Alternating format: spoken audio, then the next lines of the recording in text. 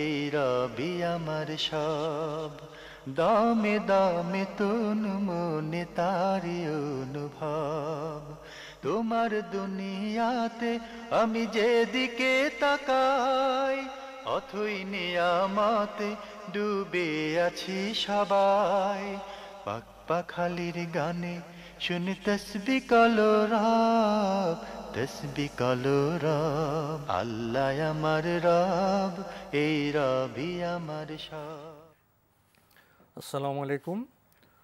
প্রিয় দর্শক, আপনারা যারা দেশে আছেন প্রবাসে, সবাইকে জানাই অনেক অনেক প্রীতি ও শুভেচ্ছা। শুরু হলো আন্টিভি আয়োজিত এবং লাভেলো নিবেদিত জুমাবারের লাইভ অনুষ্ঠান আপনার জিজ্ঞাসা। আপনাদের সাথে আছি আমি জয়নুল আবেদিন আজাদ। আর আপনাদের মনে জাগা প্রশ্নের জিজ্ঞাসার সরাসরি জবাব দিচ্ছেন বিশিষ্ট আলেম ডক্টর মোহাম্মদ সাইফুল্লাহ। আসসালামু আলাইকুম ওয়া রাহমাতুল্লাহি ওয়া বারাকাতুহু। প্রিয় দর্শক, আমাদের আজকের প্রাসঙ্গিক আলোচনার বিষয় লাইলাতুন নিসফে মিন শাবান। চলুন তাহলে জিজ্ঞাসার আলোকিত ভুবনে আমরা আজকের প্রাসঙ্গিক আলোচনার বিষয় নিয়ে কথা শুরু করছি। আমাদের আজকের এই বিষয় নিয়ে কিছু বলবেন? ধন্যবাদ। আসলে লাইলাতুন নিসফে মিন শাবান বা শাবানের মধ্য রজনী আমরা দেখতে পাই রাসূলুল্লাহ সাল্লাল্লাহু আলাইহি ওয়াসাল্লামের হাদিসগুলোতে মূলত এই রাতটিকে লাইলাতুন নিসফে মিন শাবান, শাবানের মধ্য রজনী অথবা শাবান মাসের 14 তারিখ দিবাগত রাত হিসেবে আখ্যায়িত করা হয়েছে। কিন্তু আমাদের একটি প্রচলন রয়েছে, সেই প্রচলনটি হচ্ছে এই যে আমরা এই রাতকে অনেকেই মনে করে থাকি যে এটি হচ্ছে শবে বরাত, এবং প্রচলন এমন পর্যায়ে পৌঁছে গিয়েছে যে আমরা আমাদের কমন ধারণা হচ্ছে এটাই শবে বরাত, ভাগ্য রজনী।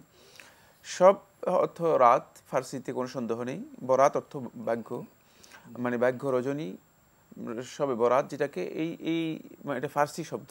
এটাকে যদি আমরা আরবিতে নিয়ে আসি তাহলে দেখব যে আরবিতে লাইলাতুন হচ্ছে রাত, আর আল কাদর হচ্ছে তাকদির, ভাগ্য। লাইলাতুল কাদর লাইলাতুল কাদর এবং শবে বরাত মূলত একই বক্তব্য, একই কথা, একটি ফার্সি ভাষায় আর আরবি ভাষায়। এখানে ভুল হচ্ছে যেখানে, সেটা হচ্ছে এই যে লাইলাতুল কদর আমরা তালাশ করব কখন? এটি কোরআনের মাধ্যমে সাব্যস্ত হয়েছে। আল্লাহ সুবহানাহু ওয়া তাআলা কোরআনে কারীমের সূরাতুল বাকারার মধ্যে বলেছেন শাহরু রমাদান আল্লাযী উনজিলা ফীহিল কোরআন, যে কোরআন রমাদান মাসে অবতীর্ণ হয়েছে। শুধুমাত্র একটি আয়াতের মাধ্যমে এবং একটি মাসের কথা কোরআনে কারীমের মধ্যে উল্লেখ রয়েছে, এবং সেটাই হচ্ছে রমাদান মাস। আর কোরআন অবতীর্ণ হয়েছে, আল্লাহ রাব্বুল আলামিন স্পষ্ট করে বলে দিয়েছেন যে কোরআন অবতীর্ণ হয়েছে রমাদান মাসেই। এরপর আল্লাহ সুবহানাহু ওয়া তাআলা কোরআনে কারীমের দুইটি আয়াতের মধ্যে যে কোরআন কোন রাত্রে অবতীর্ণ হয়েছে সেটা আল্লাহ রাব্বুল আলামিন স্পষ্ট করে বলেছেন। একটি সূরা আদ-দুখানের 3 নম্বর আয়াতের মধ্যে, আরেকটি কোরআনে কারীমের সূরাতুল কদরের প্রথম আয়াতের মধ্যে আল্লাহ সুবহানাহু ওয়া তাআলা বলেছেন ইন্না আনজালনাহু ফি লাইলাতিল কদর, যে লাইলাতুল কদরের মধ্যেই মূলত আমি এই কোরআনকে অবতীর্ণ করেছি। অন্য সূরা দুখানের 3 নম্বর আয়াতের মধ্যে বলেছেন ওয়া আনজালনাহু ফি লাইলাতিন মুবারাকা, আর এই কোরআনকে আমি অবতীর্ণ করেছি, আল্লাহ তাআলা বলেন, ফি লাইলাতি মুবারাকা, বরকতময় রাত্রিতে। সুতরাং যদি আমরা কোরআনে কারীমের এই 3টি আয়াতকে একসাথ করি তাহলে শবে বরাত বলতে যেটা বোঝায় লাইলাতুল কদরই হচ্ছে সেটি। আর এটাকে আমাদেরকে তালাশ করতে হবে রমাদান মাসে, মূলত রমাদান মাসের শেষ দশকে। রাসূলুল্লাহ সাল্লাল্লাহু আলাইহি ওয়াসাল্লামের হাদিসগুলো যদি আমরা দেখি তাহলে আমরা স্পষ্ট বুঝতে পারবো এটি হচ্ছে রমাদান মাসে এবং রমাদান মাসের শেষ দশকে। আমরা ইনশাআল্লাহ আরো কথা বলবো সামনে। আমরা একটা প্রশ্ন নিয়ে নিই। আসসালামু আলাইকুম। প্রিয় দর্শক, আপনার পরিচয় দিয়ে প্রশ্ন করুন। জি, আসসালামু আলাইকুম।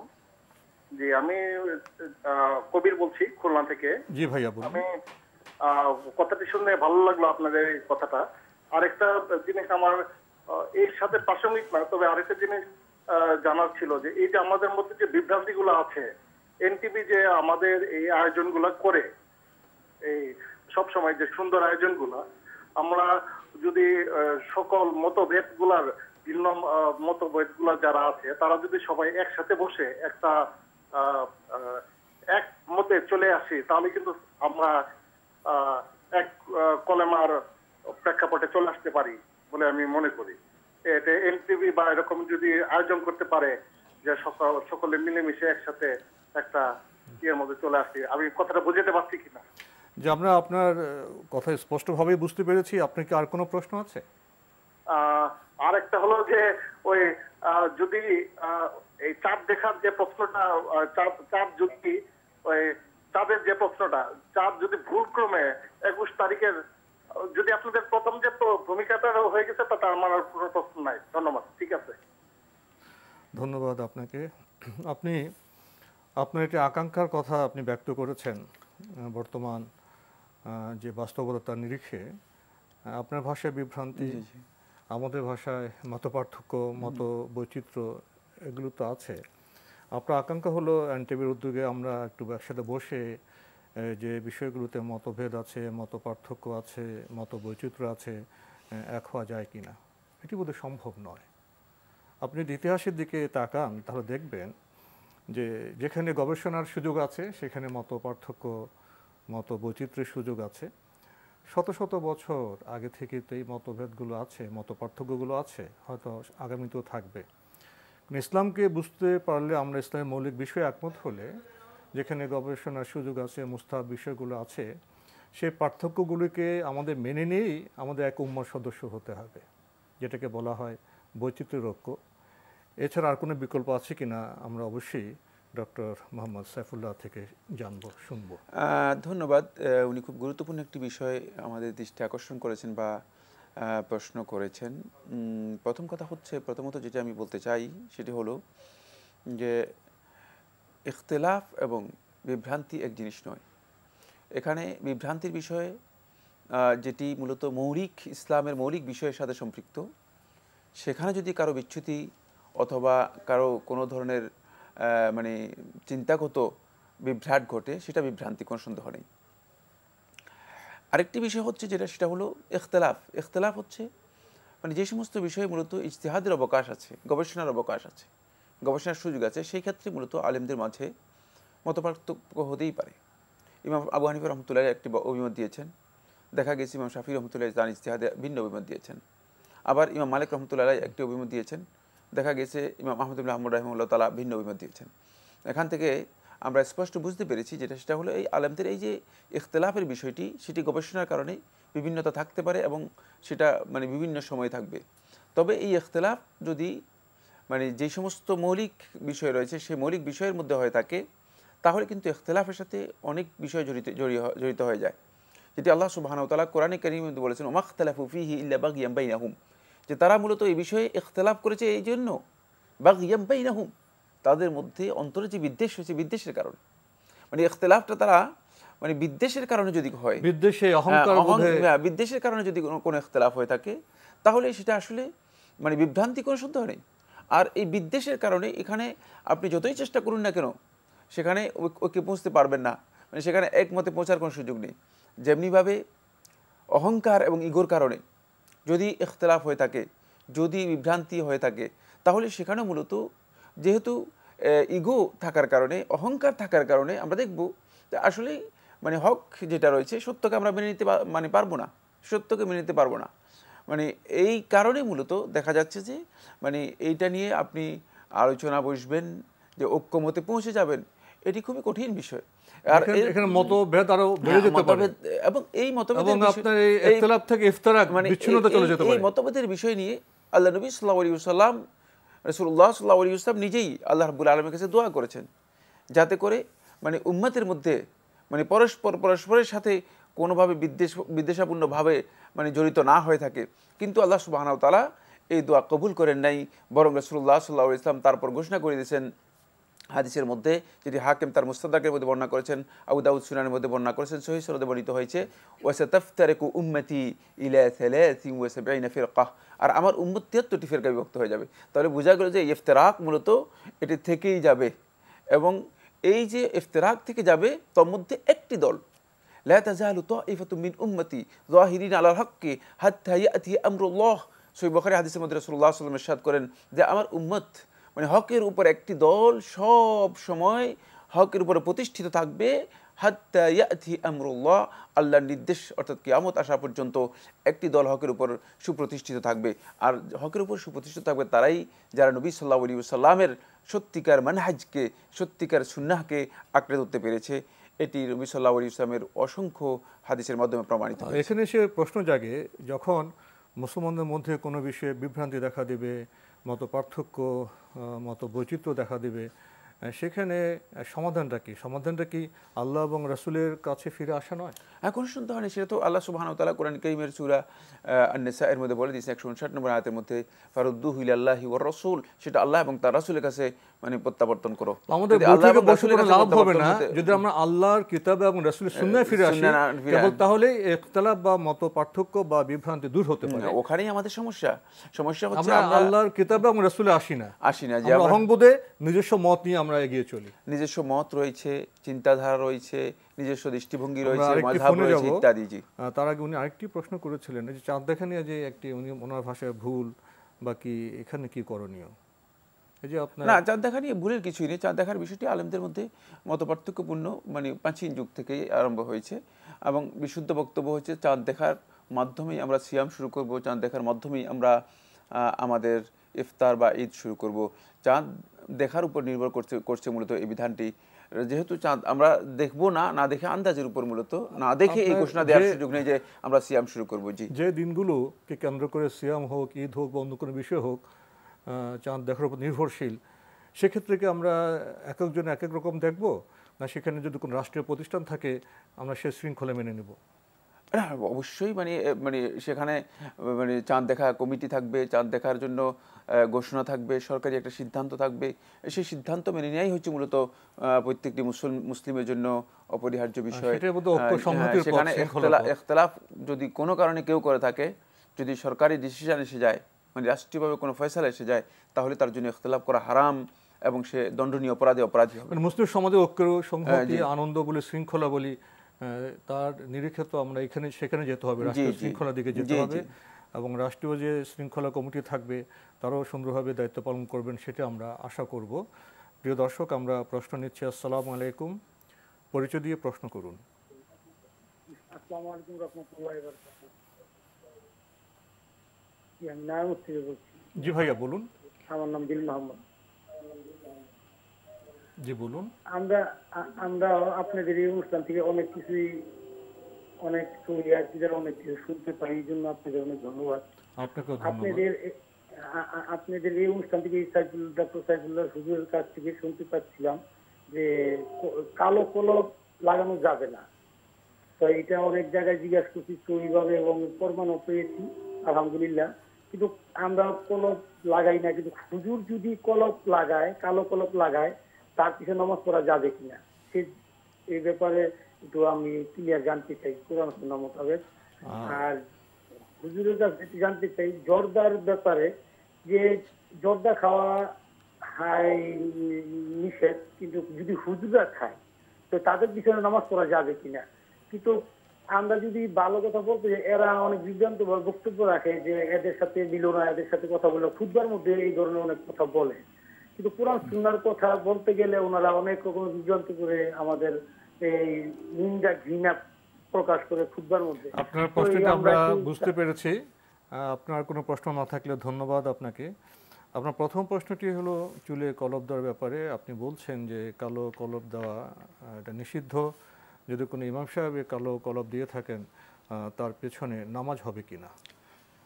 ধন্যবাদ এই ভাইকে, তিনি গুরুত্বপূর্ণ প্রশ্ন করেছেন। রাসূলুল্লাহ সাল্লাল্লাহু আলাইহি ওয়াসাল্লামের প্রথম কথা হচ্ছে, যদি কারো মানে বয়সজনিত কারণে দাড়ি পরিপূর্ণরূপে সাদা হয়ে যায়, এক্ষেত্রে আল্লাহ নবী সাল্লাল্লাহু আলাইহি ওয়াসাল্লামের হাদিস হচ্ছে যেটা, সেটা হলো এখানে কলপ দেয়া বা কলপ লাগানো।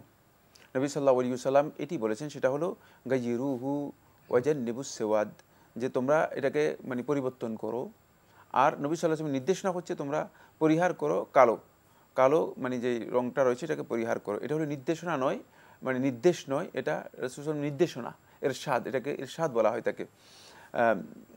এই ব্যাপারে আল্লাহ নবী সাল্লাল্লাহু আলাইহি ওয়াসাল্লাম আরেকটি হাদিসের মধ্যে বলেছেন, খালিফুল ইয়াহুদ ফাইন্নাহুম লা ইয়াসবুগুনা ফাগাইয়িরু শাইবা, যে তোমরা ইহুদিদের বিরুদ্ধে আচরণ করো, এবং কারণ তারা মানে যখন সাদা মানে বয়সজনিত কারণে তাদের চুল দাড়ি সব সাদা হয়ে যায়, তারা এগুলোকে কলপ দেয় না, রং করে না, তোমরা এগুলোকে পরিবর্তন করো। এই ক্ষেত্রে মানে কালো ছাড়া সকল মানে অন্য যে সমস্ত রং রয়েছে সেগুলো করার ব্যাপারে আলেমদের কোনো দ্বিমত নেই, যেহেতু আল্লাহ নবী সাল্লাল্লাহু আলাইহি ওয়াসাল্লামের ইরশাদ রয়েছে, নির্দেশনা রয়েছে। এই দিক নির্দেশনার মাধ্যমে এটি সাব্যস্ত হয়েছে। কালোর সাথে অন্য রং মিশ্রণ করলে হবে? হ্যাঁ জি, আমি একটু বলতেছি।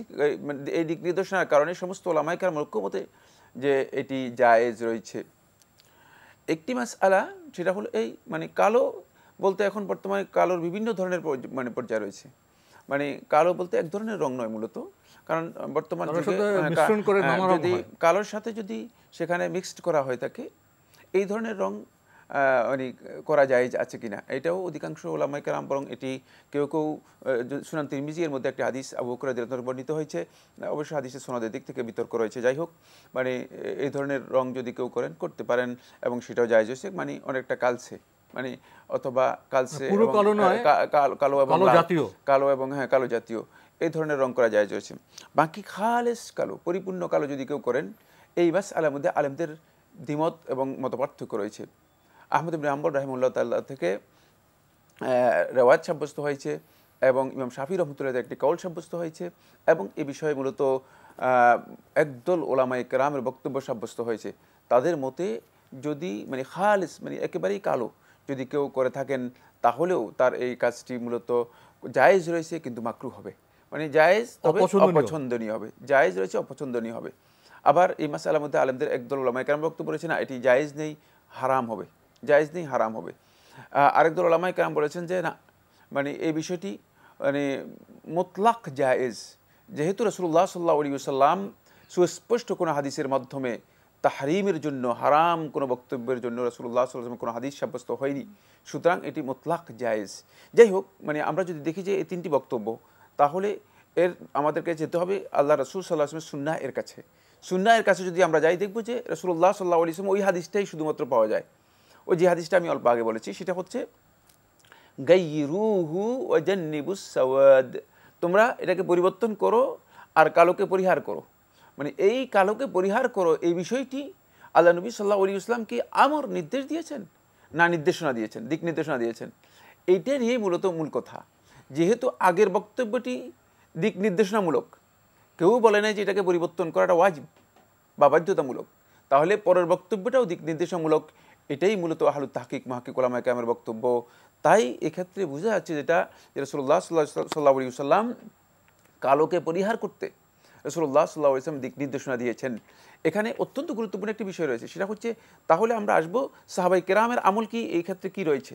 একটি দীর্ঘ বক্তব্য, কিন্তু মোদ্দা কথা যেটা সেটা হলো এই সাহাবায়ে কেরামের ৩ জন সাহাবীর আমল থেকে প্রমাণিত, বিভিন্নভাবে প্রমাণিত হয়েছে যে তারা কালো ব্যবহার করেছেন। তোর মধ্যে হোসেন ইবনে আলী রাদিয়াল্লাহু তাআলা আনহু আল্লাহ রাসূল সাল্লাল্লাহু আলাইহি ওয়াসাল্লামের একেবারেই কাছের মানুষ, খুবই আদরের, খুবই স্নেহের হোসেন ইবনে আলী রাদিয়াল্লাহু তাআলা থেকে প্রমাণিত হয়েছে, মানে সহিহ riwayaতের মাধ্যমে সাব্যস্ত হয়েছে তিনি কালো ব্যবহার করতেন। তাই এক্ষেত্রে মূলত মানে বিশাল বিতর্কের বিষয় নেই। মানে যদি কেউ মানে কালো ব্যবহার করে থাকেন তার পিছনে সালাত পড়া হবে কি হবে না, সালাত পড়া জায়েজ কি জায়েজ নয়, আসলে এটি একটি ইখতিলাফি মাসআলা। সুতরাং সালাত আদায় করতে কোনো ধরনের বাধা নেই, সালাত আদায় করা জায়েজ রয়েছে। যেহেতু এই মাসআলার মধ্যে মূলত রাসূলুল্লাহ সাল্লাল্লাহু আলাইহি ওয়াসাল্লামের সরাসরি কোনো নির্দেশ মানে পাওয়া যায়নি, সরাসরি কোনো সহিহ হাদিস পাওয়া যায়নি যে রাসূল সাল্লাল্লাহু আলাইহি ওয়াসাল্লাম নিষেধ করেছেন অথবা হারাম করেছেন। সুতরাং এক্ষেত্রে মূলত ইজতিহাদের সুযোগ রয়েছে এবং আলেমগণ বিভিন্ন ইজতিহাদ করেছেন। আমরা স্পষ্ট করে মানে মৌলিক যে কথাগুলো আছে, অবশ্যই দীর্ঘ আলোচ্য বিষয়, প্রায় মানে 100 পৃষ্ঠার একটি কিতাব এই বিষয়ের উপর লেখা হয়েছে। তো মানে আমরা মোদ্দা কথা এখান থেকে আপনাদেরকে জানিয়ে দিয়েছি। তো আমরা খুব বেশি হলেও বোধহয় এটা বলতে পারি নির্দেশনার আলোকে যেটা কালোকে অপছন্দনীয় এবং কালোকে পরিহার করা বলতে পারি না, জি কালোকে পরিহার করা উত্তম, কোনো সন্দেহ নেই, পরিহার করা উত্তম। আমরা প্রশ্ন নিচ্ছি। আসসালামু আলাইকুম, পরিচয় দিয়ে প্রশ্ন করুন। আমি নজরুল ইসলাম রাজশাহী থেকে বলছি। জি ভাইয়া বলুন। হ্যাঁ, আমার একটা প্রশ্ন। জি, প্রশ্নটা হলো যে একটা মুসলমানের ছেলে যদি একটা হিন্দু মেয়ের সাথে বিয়ে হয়, তো বিয়েটা শরিয়া ভিত্তিক কেমন হবে? এক, জি, তারপরে যদি বিয়ে হয় তাহলে তার পরিবারের সাথে সে কেমন চলবে এবং সে সামাজিক ভাবে কতটুকু লাঞ্ছিত হবে যদি বিয়ে হয়? আপনার কোনো আসসালামু আলাইকুম। ধন্যবাদ আপনাকে। আপনার প্রশ্নে যাওয়ার আগে আগের ভাইয়ের প্রশ্নে আরেকটা বিষয় ছিল, দেখা যায় যে জর্দা খাওয়া হারাম আমরা জানি, কিন্তু অনেক ইমাম বা হুজুর জর্দা খান, তো তাদের পেছনে নামাজ হবে কিনা? হ্যাঁ, ধন্যবাদ আপনাকে। জর্দা খাওয়া হারামের বিষয়টি মূলত বলা যেতে পারে যে প্রায় এই যুগের ওলামায়ে কেরামের ঐক্যমতে সাব্যস্ত হয়েছে হারাম, হ্যাঁ, হারামের বিষয়টি। কিছু সংখ্যক আলেম এই দ্বিমত পোষণ করেছেন, কোনো সন্দেহ নেই, তবে তাদের সংখ্যা খুবই কম।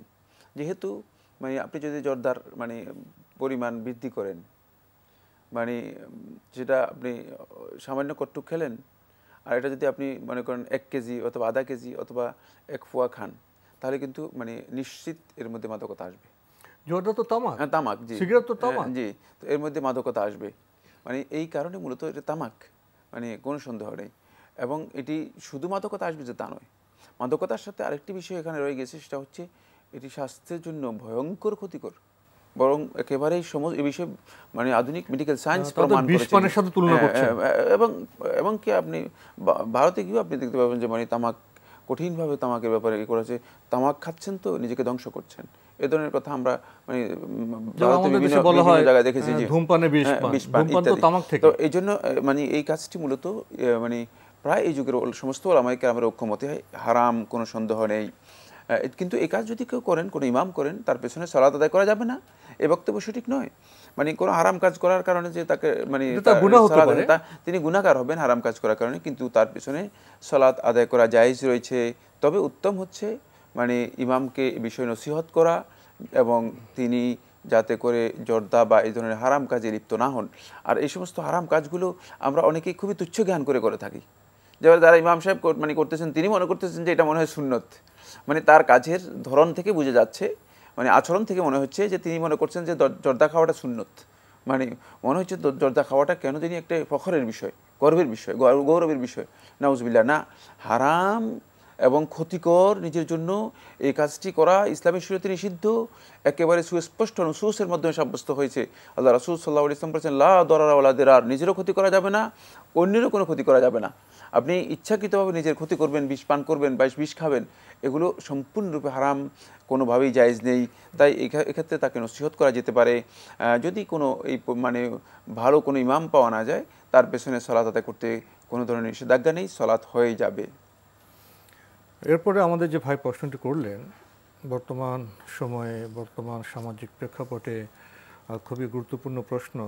ওনার মূল প্রশ্নের সাথে আরও কিছু বিষয় উনি জড়িয়ে দিয়েছেন। মূল প্রশ্ন হলো, মুসলিম ছেলে কি হিন্দু মেয়ের সাথে বিবাহ বন্ধনে আবদ্ধ হতে পারবেন, এবং এই জাতীয় বিয়ে যদি হয় তো সেখানে পরিবার তার সাথে কীরকম আচরণ করবেন এবং সমাজ তার সাথে কীরকম আচরণ করবেন? প্রথম কথা হচ্ছে, মুসলিম ছেলের জন্য কোনো হিন্দু বা মুশরিক নারীকে বিয়ে করা জায়েজ নেই। কোরআন কারীম মধ্যে আল্লাহ সুবহানাহু ওয়া তাআলা ইরশাদ করেছেন, ওয়ালা তানকিহুল মুশরিকাতি হাত্তা ইউমিন্না ওয়ালা আমাতুন মুমিনাতুন খায়রুম মিন মুশরিকাতিন ওয়ালাউ আ'জাবাতকুম। আল্লাহ তাআলা বলেন যে তোমরা মুশরিক নারীদেরকে কোনোভাবেই বিয়ে করবে না, হাত্তা ইউমিন্না, যতক্ষণ পর্যন্ত তারা ঈমান না আনবে। তারা যদি ঈমান আনে তাহলে তাদের সাথে বিয়ে বন্ধন হবে, অন্যথায় ইসলামী শরীয়তের মধ্যে এই বিয়ে হারাম এবং এই বিয়ের কোনো ধরনের বৈধতা নেই, বিয়েটা বাতিল, পরিপূর্ণরূপে বাতিল গণ্য হবে। এরপরে যেটি সেটা হলো এরপরে আল্লাহ সুবহানাহু ওয়া তাআলা মানে আরেকটি নির্দেশনা দিচ্ছেন, সেটা হচ্ছে ওয়ালা আমাতুন মুমিনাতুন, যে দাসী যদি ঈমানদারও হয় তাও তোমার জন্য উত্তম, ভালো, মিন মুশরিকাতিন, মুশরিক নারীকে বিয়ে করার চেয়ে, ওয়ালাউ আ'জাবাতকুম, যদিও মানে তাদেরকে খুব তোমাদের পছন্দ হয়, মানে তাদের রূপ সৌন্দর্যের কারণে তাদেরকে পছন্দ হয়, কিন্তু তোমাদের জন্য এটি কোনোভাবেই উত্তম নয়, গ্রহণযোগ্য নয়। তাই যদি কেউ এই ধরনের বিয়ে করে থাকেন, তার বিয়েটা বাতিল হবে, এবং সে এই বিয়ে কোনোভাবেই মানে তাকে মানে না সামাজিকভাবে না পারিবারিকভাবে তাকে এই বিয়ের জন্য অনুমোদন দেওয়া যাবে।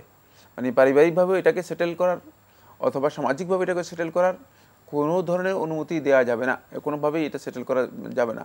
বরং তার এই বিয়েটা মানে বাতিল হওয়ার কারণে তার এই কাজটি অপকর্ম এবং ব্যভিচার হিসেবে মানে লিপ্ত হবে। এটি হারাম শুধু তাই নয়, বরং এটা ব্যভিচার হবে।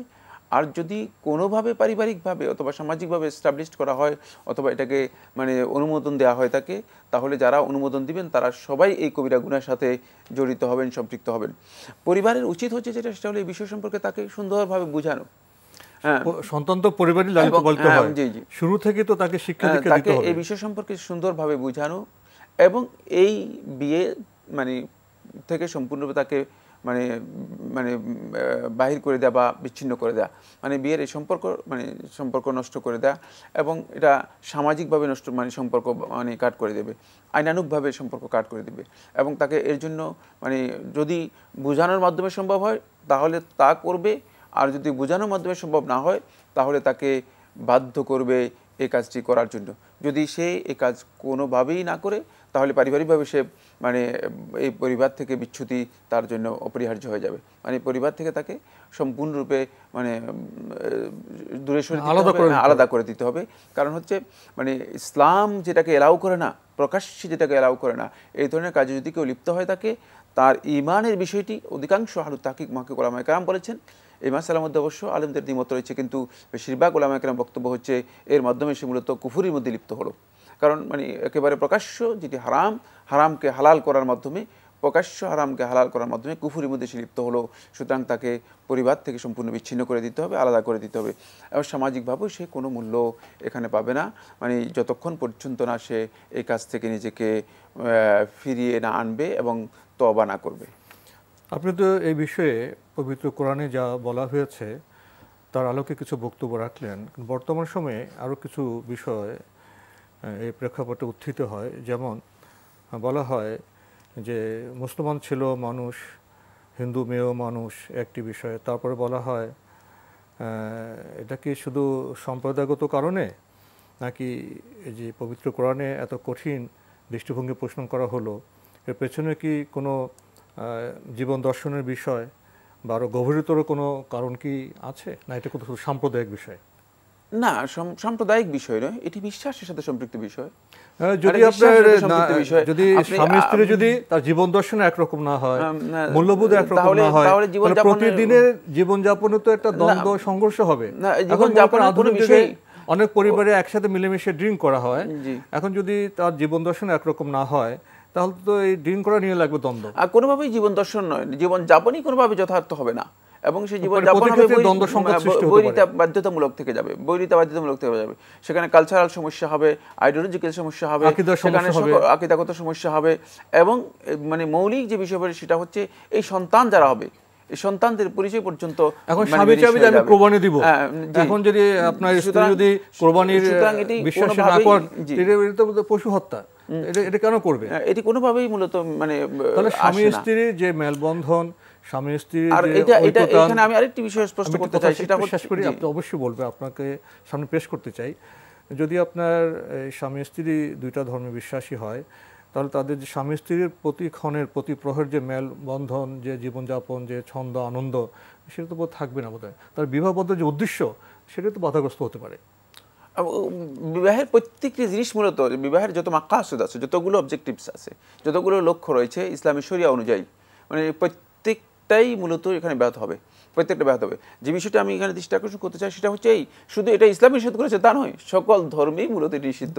আপনি বলেন তো হিন্দু ধর্মের কেউ কি কোনো মুসলিমকে বিয়ে করতে পারবে? আদৌ তাকে হত্যা করা হবে, তাকে তাদের বিধান অনুযায়ী তাকে হত্যা করা হবে।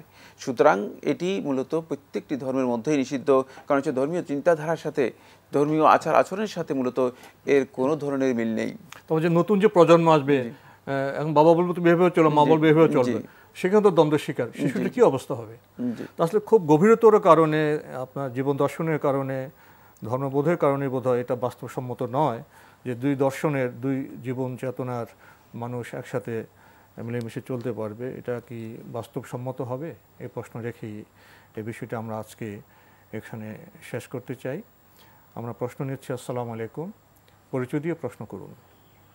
ওয়ালাইকুম সালাম, আমি নরসিংদী থেকে তারেক বলছি।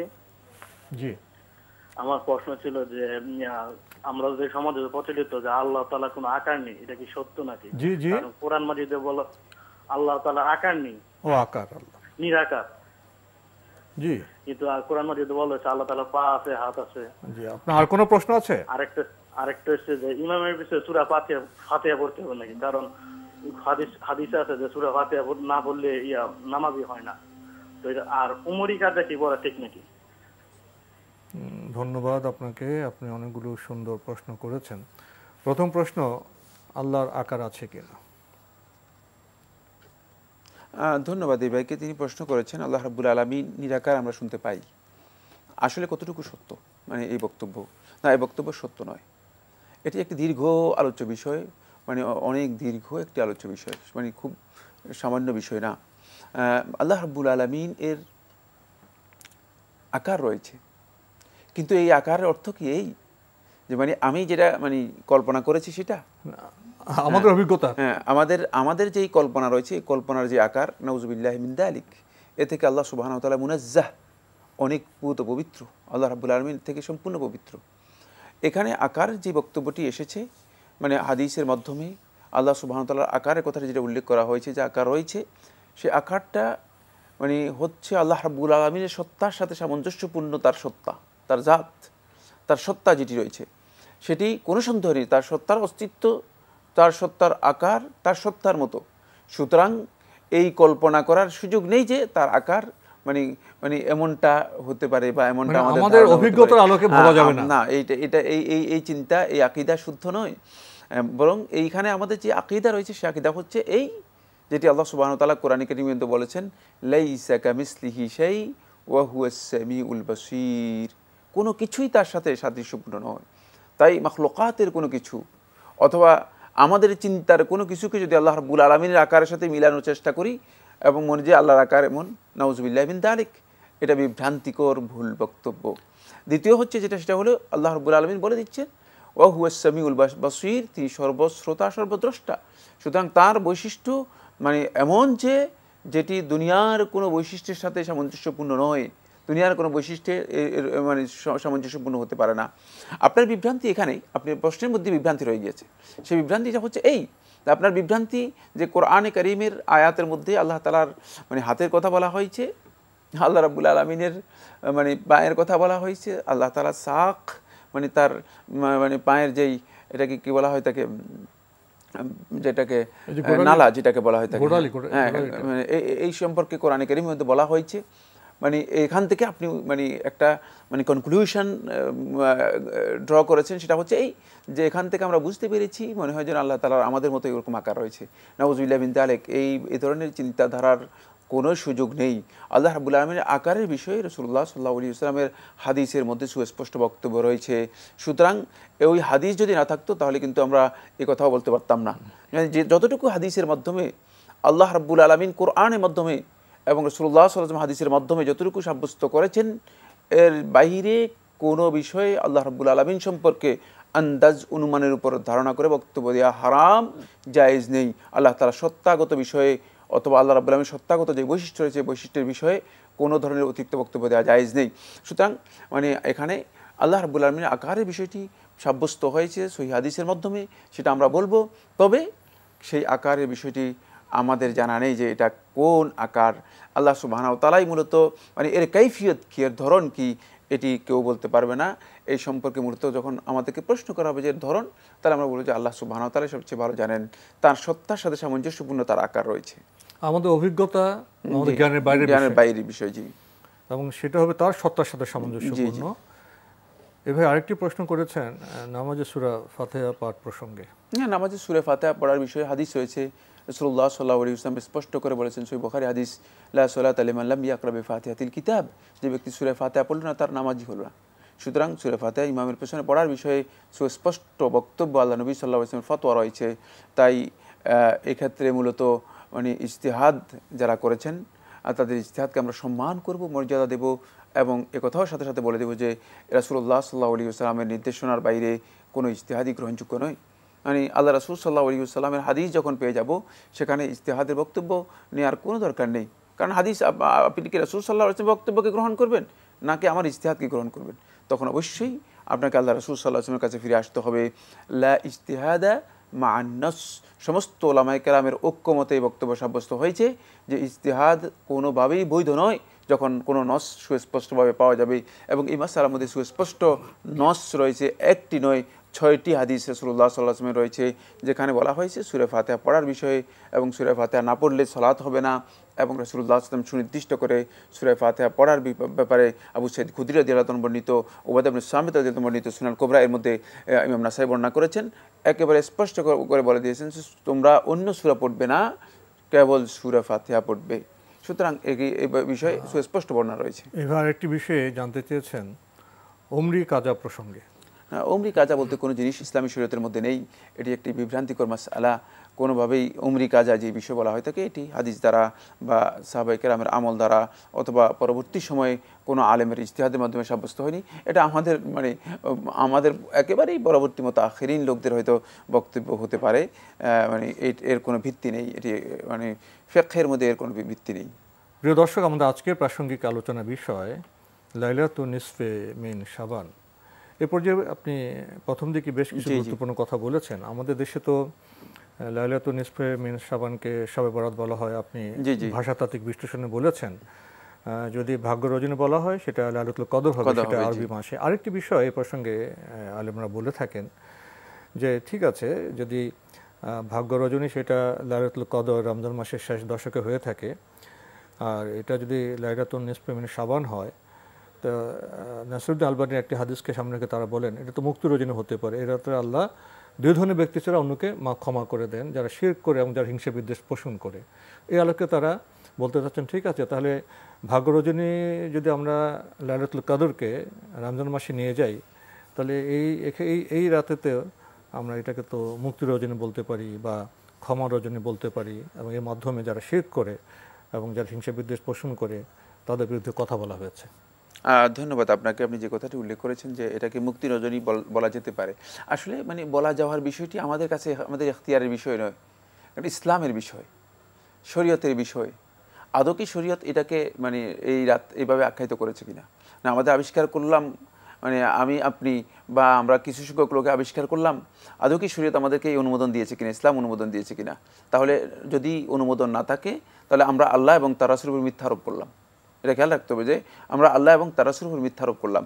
এখানে আমি যে বিষয়টি বলবো সেটা হচ্ছে এই প্রসঙ্গে আমরা রাসূলুল্লাহ সাল্লাল্লাহু আলাইহি ওয়াসাল্লাম যে হাদিসগুলো উল্লেখ করা হয় থাকে লাইলাতুন নিসফি মিন শাবানের বিষয়ে, এই হাদিসগুলো তিন ধরনের। অধিকাংশ হাদিসই এখানে মিথ্যা, অধিকাংশ হাদিসই মিথ্যা।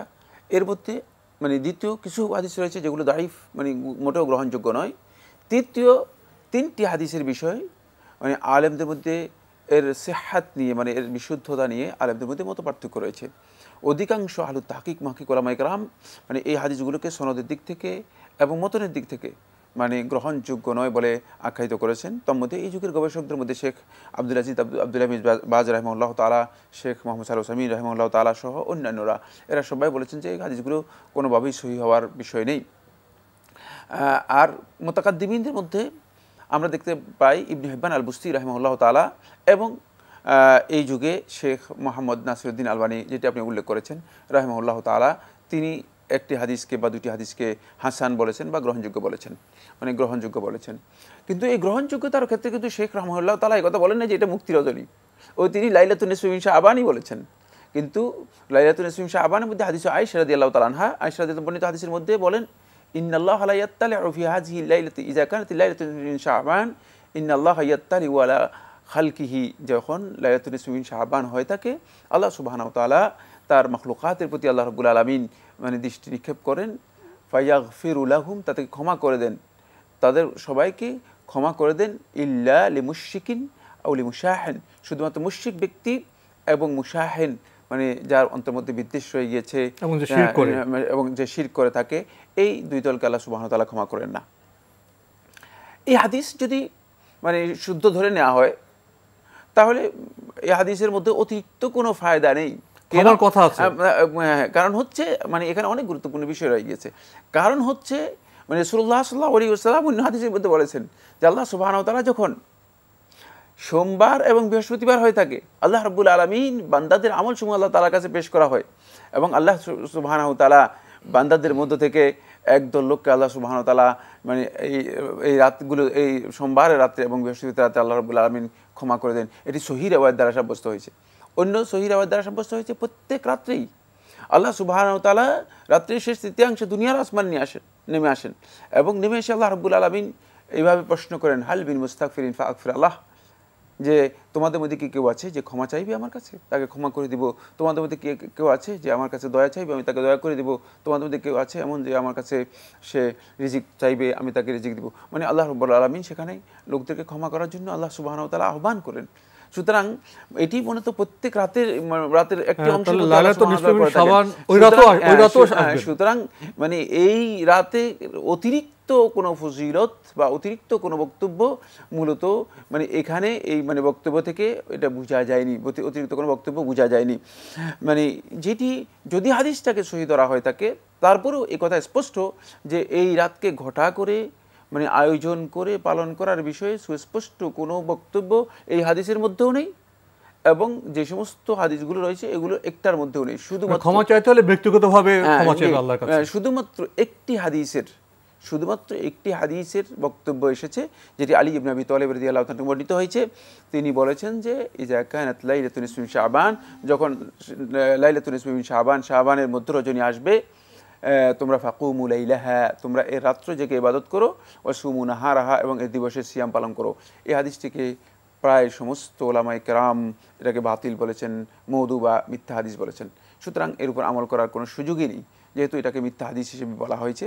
এবং এখান থেকে বোঝা যায় মূলত এখানে মানে ঘটা করে মানে বিশাল আয়োজন করে মানে আমল করার কোনো বিষয়ে রাসূলুল্লাহ সাল্লাল্লাহু আলাইহি ওয়াসাল্লামের নির্দেশনা দ্বারা সাব্যস্ত হয়নি। আমরা ক্ষমা চাইতে পারি ব্যক্তিগতভাবে আল্লাহর কাছে। এই রজনীতিও আমরা জানলাম। প্রিয় দর্শক, প্রশ্ন নিচ্ছি। আসসালামু আলাইকুম, পরিচয় দিয়ে প্রশ্ন করুন।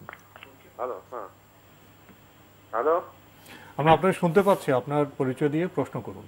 হ্যাঁ হ্যাঁ, আমার নাম লিটন, আমি কুষ্টিয়া থেকে বলছি। জি ভাইয়া বলুন।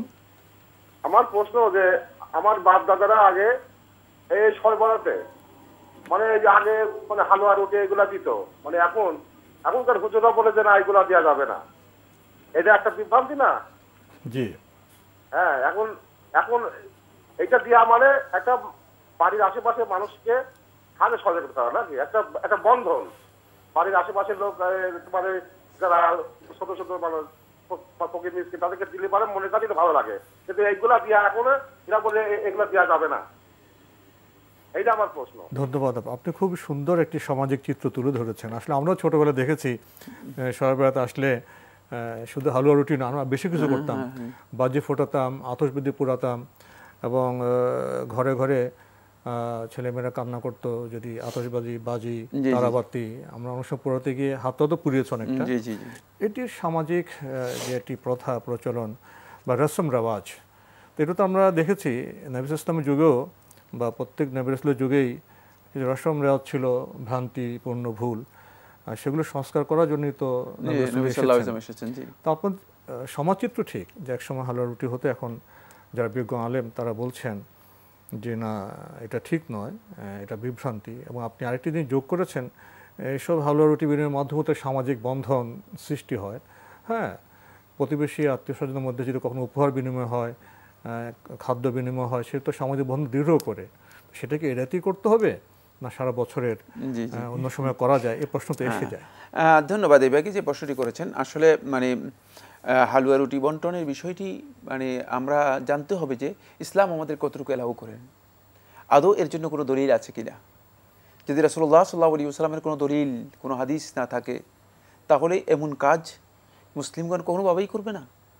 আর এই রাতে মানে এই ধরনের কাজ বা এই দিনে এই ধরনের কাজের বিষয়টি মুসলিমগণ তখনই করবে যখন হাদিসের মাধ্যমে, দলিলের মাধ্যমে সাব্যস্ত হবে। কারণ এটা তো আমাদের নিজেতে আবিষ্কার করার বিষয় নয়। এই ইবাদত আমরা তৈরি করলে চলবে না, বরং ইবাদতের জন্য আমাদের দলিল থাকতে হবে। আমরা রাসূল সাল্লাল্লাহু আলাইহি ওয়াসাল্লামের কাছ থেকে কোনো দলিল পাইনি, সুতরাং এই কাজটি করার প্রশ্নই আসে না। হ্যাঁ, আগে বাপ দাদারা করেছেন, হয়তো তাদের কাছে এই বিষয়ে সুস্পষ্ট কোনো দলিল তাদের কাছে ছিল না, আচরণ হিসেবে করেছেন, মানে হয়তো পরিপূর্ণ বিষয় সম্পর্কে জ্ঞান না থাকার কারণে এইগুলো হয়েছে। এর অর্থ এই নয় যে এখন যখন মানুষের কাছে এই বিষয়ে সুস্পষ্ট প্রমাণ আছে, মানুষ এখানে নিজেকে সংশোধন করবে না। কোনো বিষয় যখন কোনো কারণে মানে ভুল হয়ে যায়, মানে যখন আপনার কাছে ভুল প্রমাণিত হয়ে যাবে, তখনই ওয়াজিব হচ্ছে এটাকে সংশোধন করে নেওয়া, এবং বাপ দাদার দোহাই দিয়ে বাঁচার কোনো সুযোগ নেই। এটা এই দোহাই শুধুমাত্র মুশরিকরা দিয়েছে। মুশরিকরাও তো রাসূলুল্লাহ সাল্লাল্লাহু আলাইহি ওয়াসাল্লাম যখন দ্বীনের কথা বললেন, ইসলামের কথা বললেন, তখন মুশরিকরা বলে ইন্না ওয়াজাদনা আবা'ানা আলা উম্মাহ, যে আমরা আমাদের বাপ দাদাকে পেলাম দীর্ঘদিন পর্যন্ত, দীর্ঘ সময় পর্যন্ত এই কাজ করতেছে, আর তুমি কি বলতেছো এখন? আল্লাহ রাসূল সাল্লাল্লাহু আলাইহি ওয়াসাল্লামকে এইভাবে তারা উত্তর দিয়েছেন। সুতরাং মুশরিকদের এই বক্তব্য দেওয়ার আমাদের কোনো সুযোগ নেই, বরং আমাদেরকে আসতে হবে আল্লাহ এবং তার রাসূলের কাছে, আমাদেরকে আসতে হবে কোরআন এবং সুন্নাহর কাছে, দলিলের কাছে। দলিল পাওয়া না গেলে সেটা আমরা করতে পারবো না। আরেকটি বিষয় আপনি যেটা বলেছেন সেটা হচ্ছে সামাজিক বন্ধন। সামাজিক বন্ধন আপনি শুধুমাত্র এক রাতের জন্য মনে করেন, নাকি মুসলিম ভ্রাতৃত্ব পুরা বছরের জন্য আমাদেরকে কি করতে হবে, কন্টিনিউ করতে হবে? সুখে দুঃখে আনন্দ বেদনায় সর্বাবস্থায় আপনি মুসলিমদেরকে আপনার কাছে রাখবেন, এদেরকে শুধুমাত্র শবে বরাতে রাতে হালুয়া রুটি দিবেন আর পুরা বছর তাদের কোনো খবর নেবেন না, পুরা বছর তাদের সাথে কোনো সম্পর্ক থাকবে না? এই কাজটি কোনোভাবেই মূলত ইসলাম অনুমোদন দেয় না। বরং ইসলামী ভ্রাতৃত্ব হচ্ছে যেটা, সেটা হলো এই, আপনি সর্বাবস্থায় মুসলমানদের সাথে, তাদের সাথে বিভিন্ন ব্যাপারে সহায়তা করবেন, তাদেরকে মানে বিভিন্ন ক্ষেত্রে, মানে সেটা তাদের লেনদেনের ক্ষেত্রে হতে পারে, তাদের মানে স্বাস্থ্য চিকিৎসা অসুস্থতা ইত্যাদির ক্ষেত্রে হতে পারে, সুখে দুঃখে হতে পারে। আপনি তাদেরকে সহযোগিতা করতে পারেন। এমনকি আল্লাহ রাসূল সাল্লাল্লাহু আলাইহি ওয়াসাল্লাম বলেছেন, যখন তোমরা খানা পাকাবে তখন তোমরা একটু মানে ঝোল বা শুরবা যেটাকে বলা হয় একটু বেশি দিবে, হ্যাঁ একটু বেশি বেশি করে পাক করবে, যাতে করে তুমি শুরবা দিয়েও প্রতিবেশীকে সহযোগিতা করতে পারো। আমরা সেটা তো করতে পারি না, সেটা তো আমরা আজকে করি না। তাই এটা আসলে শুধুমাত্র শবে বরাতের কাজ নয়, এটি আমাদের প্রতি মানে পুরা বছরের কাজ, প্রতিদিনের কাজ। আমরা জানলাম। প্রিয় দর্শক, প্রশ্ন নিচ্ছি। আসসালামু আলাইকুম, পরিচয় দিয়ে প্রশ্ন করুন। আসসালামু আলাইকুম, আমি পল্লবী থেকে ডক্টর। জি ভাইয়া বলুন। আসলে শবে বরাত নিয়ে বা লাইলাতুল কদরের সাজা নিয়ে আপনারা কিছু তথ্য এবং ব্যাখ্যা দিলেন। আমি আরেকটু সাপ্লিমেন্ট করতে চাই, সেটা হলো যে এখন যেহেতু শাবান মাস এবং কিছুদিন পরেই আমরা এই লাইলাতুল কদরের শাবান চলে আসবে, এবং বেশ কিছুদিন থেকে বিভিন্ন মাধ্যমে কিন্তু বিভিন্ন আলেমরা বক্তব্য দিচ্ছেন বিভিন্ন রকম।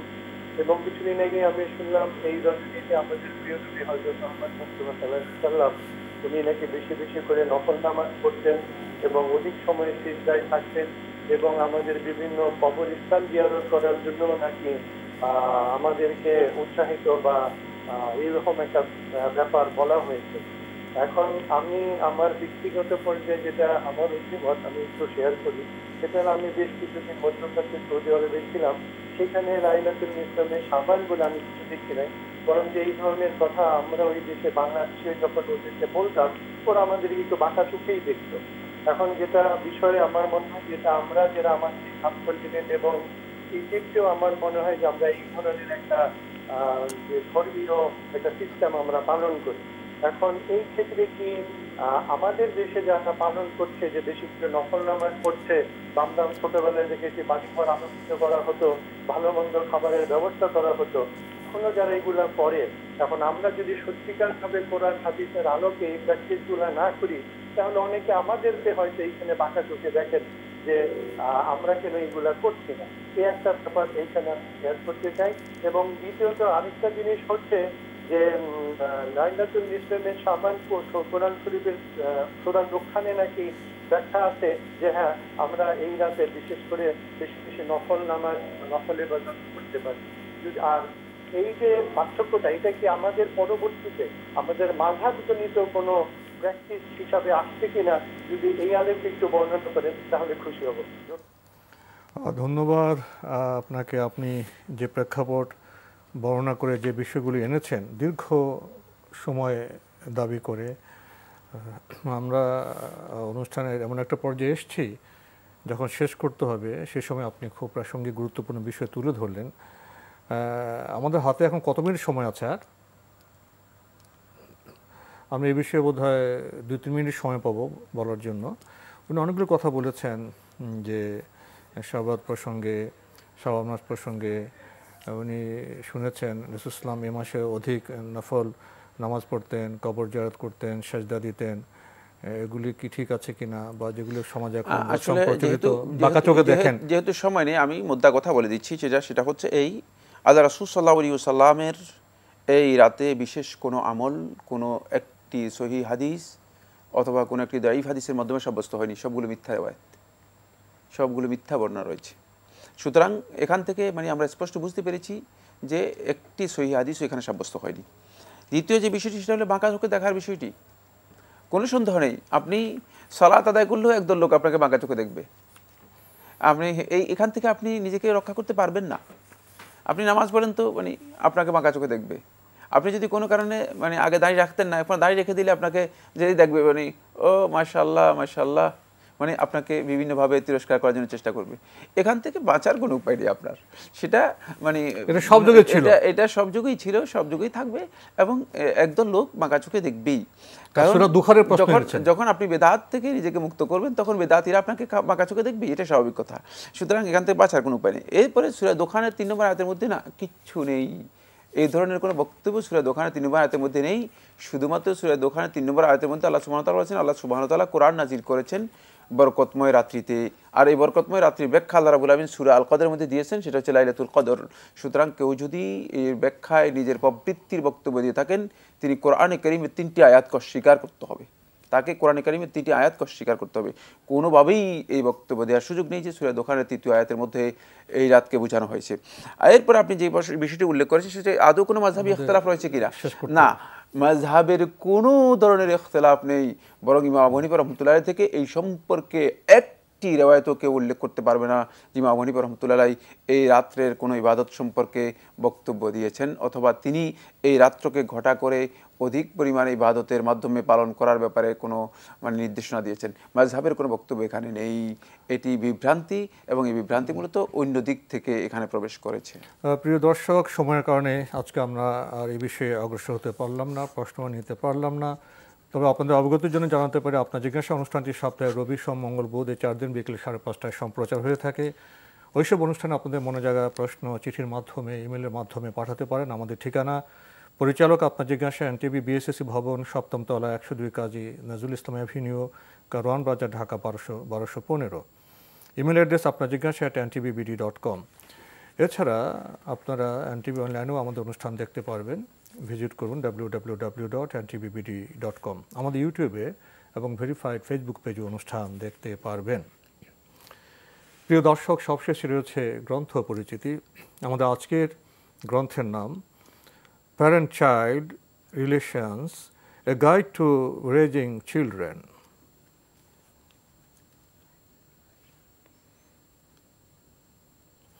এই গ্রন্থটি লিখেছেন হাশিম আল তালিব, আব্দুল হামিদ আবু সুলাইমান, ওমর আল তালিব। আর এই গ্রন্থটি প্রকাশ করেছে the international institute of Islamic thought, London, Washington. দীর্ঘ সূচি রয়েছে এই চমৎকার গ্রন্থে। Parenting, setting the foundation, the family unit, why is it important, what are its functions, the most important goal, raising children who love God, addressing common challenges and pitfalls, when things go wrong, character building cannot wait। আরও চমৎকার সব বিষয় রয়েছে এই গ্রন্থে।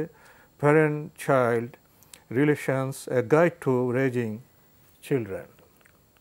এর সংক্ষেপে দু একটি কথা বলতেন।